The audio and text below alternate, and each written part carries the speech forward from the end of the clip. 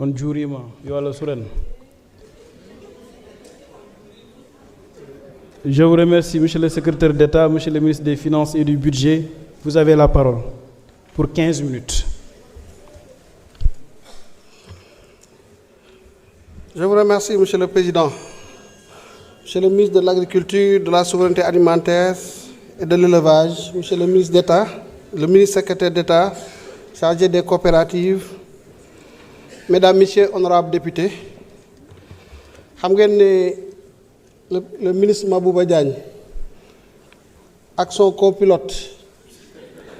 Alpha Ba fu ñu jaar daanaka duñ la fa bàyyi la te lu bari la wax damay jéem a rebondir sur 4 points éventuellement 5 pour apporter ci juste ay éléments de clarification étant entendu que pour l'essentiel lépp lu ñu fi wax c'est des contributions lépp lu ñu fi wax j'ai jugé que c'est des sujets pertinents sur lesquels il faut véritablement travailler. La problématique du budget du ministère de l'Agriculture, de la Souveraineté alimentaire et de l'Élevage, quant à son volume, elle est fondée. C'est que ce ministère-là, lu ñu ko jox doyul parce que nag c'est environ 70% de la population active qui se retrouve dans ce secteur-là. kon laaj nañ ñu accompagner ko bu baax a baax a baax a baax. Deuxième point, c'est sur la situation des arriérés. Troisième, sur le financement de la campagne de commercialisation. Alors, quatrième point, sur la réforme foncière, étant entendu que ce point-là, vraiment, c'est une contribution, une réflexion qui est en cours, sur laquelle nous avons quand même beaucoup avancé. Et nous espérons que très prochainement, le résultat est gain. Et quatrième point, ou cinquième point, ce sera sur gis-gis nag bi ñu am ci ministère élevage par rapport à tout ce qui est en train d'être fait. bu ma dellusee ci point bu njëkk bi nga xam ne mooy porter sur le volume de le montant du budget du ministère 247 milliards boo ko comparé ak 2025 nga xam ne budget bi c'était de 304 milliards dañuy gis ne budget bi donc mécaniquement dafa wàññeeku de 56 milliards environ 19%. mais bu ñu ko saytuwaatee bu baax analyser budget bi da ngay gis ne en réalité du wàññeeku ministère bi dafa amoon ay projet yoo xam ne daf ko doon exécuter financé ci ressources extérieures ñu am ci principalement 2 projets yooyu dañuy jeex le 31 décembre 2025 donc les ressources qui étaient consacrées véritablement à ce projet-là ne seront plus d'actualité pour les années à venir. Donc jëluñ ko en compte dans le budget loolu moom mooy justifier diminution mécanique bi ngeen di constater mais bu ñu jëlee le secteur de manière plus englobante ñu considérer tout ce qui se fait un peu partout ailleurs dans les autres secteurs dañuy gis ne budget bi yokku na parce que rien que la contribution des autres ministères se chiffre à 301 milliards 247 milliards yi mooy li nga xam ne moo nekk ci loxoy ministère agriculture. waaye dafa am yeneen yoo xam ne ci secteur bi la jëm mais dañ ko dénk yeneen ministère parce que seen intervention dafay impacter le secteur. Ce sont les ressources à hauteur de 95 milliards 885 millions yi nga xam ne ministère des infrastructures lañ ko dénk pour les projets d'amélioration de la connectivité des zones de production agricole PCZA xam ngeen ne loolu ci mbay la jëm. Programme de désenclavement des zones de production agricole et minière PDESAM ñaari programme yooyu les ressources correspondantes se chiffrent à 95 milliards ñu ngi ko logé au niveau du ministère des infrastructures nga jël ministère de l'hydraulique et de l'assainissement 79 milliards 643 millions yoo xam ne def nañ ko fa pour le secteur agricole pour lan pour l'hydraulique agricole et rural ministre bi wax na fi léegi solo si nga xam ne ndox moom la am pour ki nga xam ne moom mooy bay. Et que tout le défi, tout l'enjeu de l'activité du gouvernement, c'est de faire en sorte que ces conditions préalables-là soient réunies. Et parmi ces conditions, kenn du ci wax fii importance su ndox. Ministère du commerce 1 milliard 530 millions consacrés aux activités de stockage et de conservation parce que nag bàyyi mbir la boo bàyyee ba noppi. fi ngay denc le résultat de ta production lu am solo la parce que loolu am na incidence bu am solo boo xam ne da koy def ci prix bi donc la capacité des producteurs à faire face aux aléas du marché Ñu jël PUDC, il y a 21 milliards 248 millions pour la transformation des produits agricoles et le désenclavement des zones rurales. Nga jël ministère de l'Industrie ba tey 103 milliards 562 millions au titre des agropoles pour la valorisation de la production agricole. Donc loolu lépp bu ñu ko dajalee da ngay gis ne le budget du secteur de l'agriculture mais ce chiffre à 549 milliards 459 millions environ, soit 9,55%. Boo ko comparé aux objectifs de Maputo da ngay gis ne daanaka mën nañu wax ne nous sommes en phase par rapport aux objectifs de Maputo qui plaident pour une allocation de 10% des crédits du budget au secteur de l'agriculture. Loolu mooy li nga xam ne bëggoon naa ko andi ci wàllu budget bi mais li am solo mooy budget bi mu néew mu bari par rapport au contexte lan lañ xalaat def ci en termes d'investissement foofu la ñuy apprécier la qualité de la programmation budgétaire. Alors da ngay gis ne 130 milliards au titre des dépenses sensibles moom la ñu réservé pour la campagne agricole 2025-2026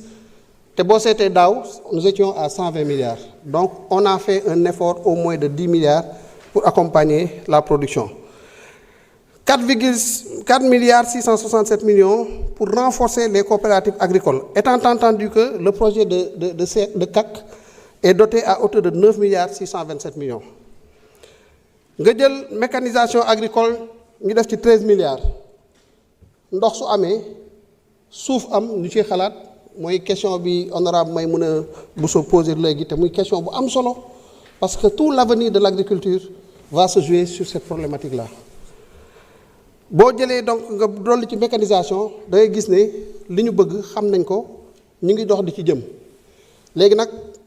mooy interpeller ministre de l'agriculture foofu sur la déperdition parce qu'une chose est d'investir dans les équipements, une autre chose est de veiller à ce que équipement yi ngay investir à tout moment et à tout temps nga mën ko localiser mën a xam ne mi ngi fii lii dafay def waaye bu ñu joxee équipement ba pare après équipement yooyu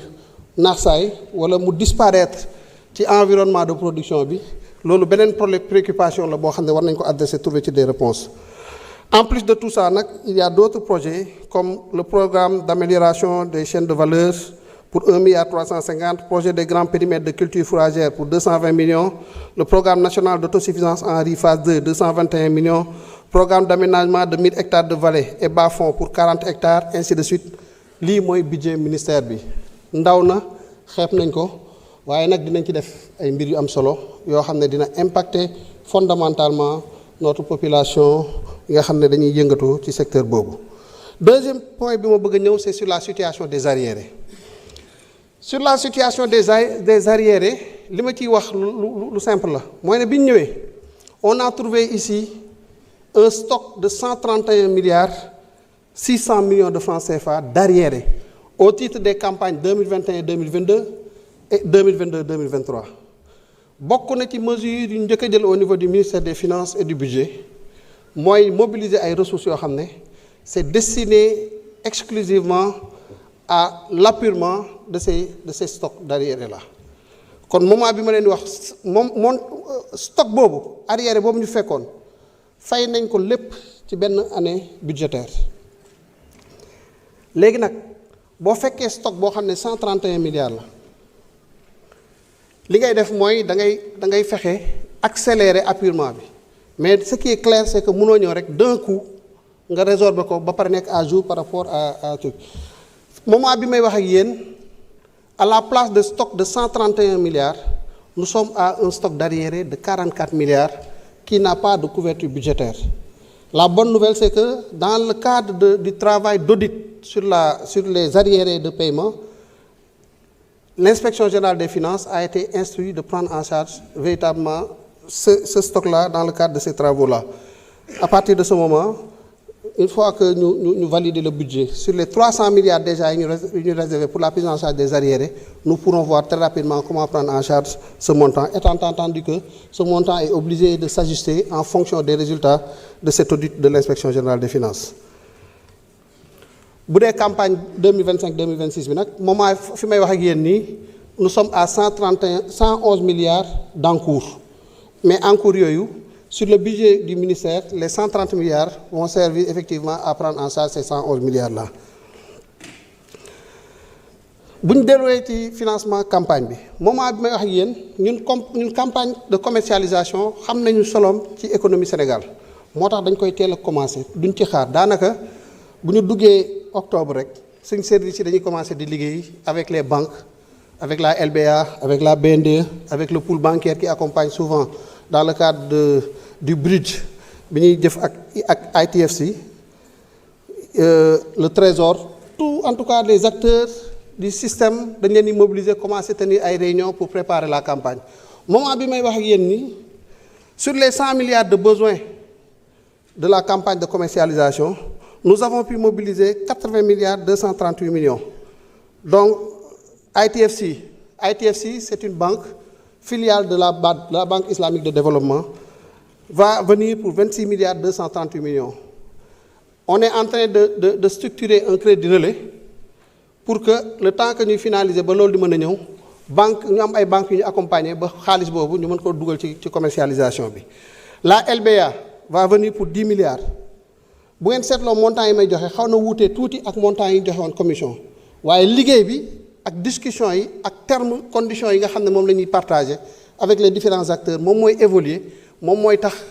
montant yi ñuy wax fii aussi muy évoluer en fonction véritablement des possibilités et de la capacité de la Sonacos à accepter tel ou tel autre terme en tout cas de transactions financières. Donc LBA 10 milliards, j'avais dit ben moment 40 ou 60 milliards. La BNDE va venir pour 13 milliards,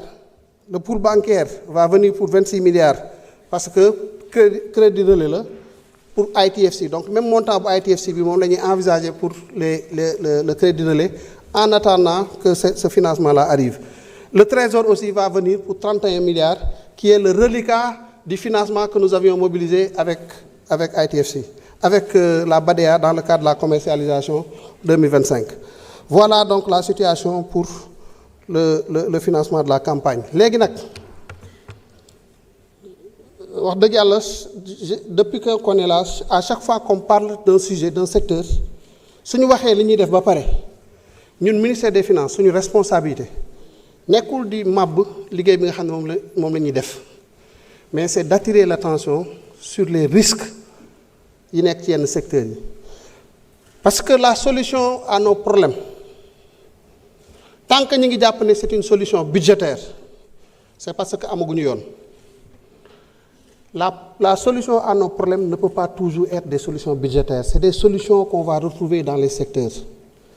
naka ngeen mën a comprendre nga subventionner benn secteur en amont pour mu produire nga jox ko engrais 40 milliards plutôt nga jox ko intrant semence 40 milliards nga jox ko engrais 60 milliards secteur boobu liggéey ba def sa récolte am ba def production am ñu ne la léegi subventionné waatal prix bi maanaam ngay subventionné en amont après ngay subventionné en aval après nga yaakaar ne yow yaa ngi ci dara daal yaa ngi nax sa bopp on ne peut pas subventionner en amont et subventionner en aval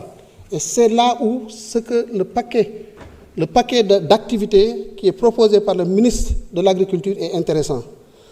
mooy ne suñ ci buggee génn suñu buggee changer le visage de notre agriculture si on veut changer le modèle économique il faut que nous réussissions le pari du rendement mënuñu continuer di am 800 kilogrammes par hectare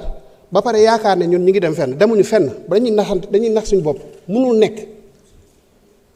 le rendement moom mooy def que buñ la subventionné ren duñ la subventionné déwén boo amee 800 kilos alors que toi tu as un potentiel de 4 hectares de 4 tonnes à l'hectare mais ne parlons même pas de 4 tonnes divisons par 2 defal 2 hectares nga xool 2 tonnes à l'hectare fi ngay amee 800 kilos am ay problème ñu lay subventionné boo defee 2 tonnes à l'hectare mais di nga jël une partie de la subvention nga porté ko ba pare nga produire loo xam ne kenn du la subventionné booy jaay foofu la défi bi nekk mais tant que on demande au ministère des Finances de se substituer à l'efficacité des différents secteurs nous ne nous en sortirons pas loolu mooy vérité bi et il faut qu'on l'adresse de la façon la plus claire moo tax ndox il le faut suuf pour bay pour nit ñi mën a lever des financements jënd matériel jënd ay semences yu baax wala bu ñu bayee ñu denc seen semence loolu mooy li nga xam ne mënut a ñàkk ba buñ produire ba pare ñu am ay stockage yoo xam ne fa lañ koy def waaye balaa nga naam ne fa mooy ne nag na fekk nga maîtriser le paquet technologique de l'agriculture kañ nga war a def lii kañ nga war a ruuj parce que loolu lu am solo la kañ nga war a ji souvent il faut que l'on sorte de la paysannerie là ñu dem progressivement vers des activités yoo xam ne dañ koy maîtriser à tout point de vue du point de vue technique du point de vue des ressources après du point de vue du stockage et je crois que c'est ça le défi avec le ministre la dernière fois moo tax ma leen wax challenge leen ko ndax am na xam-xam am na yéene te mi ngi ci terrain bi bu amee jàppale yaakaar naa ne tout ce que nous posons comme problématique dañ ko mën a relever défi yi am ay rendement yu baax agriculture moom rendement la soo ko amul doo dem fenn je vous remercie de votre aimable attention. Merci beaucoup, Monsieur le ministre des Finances.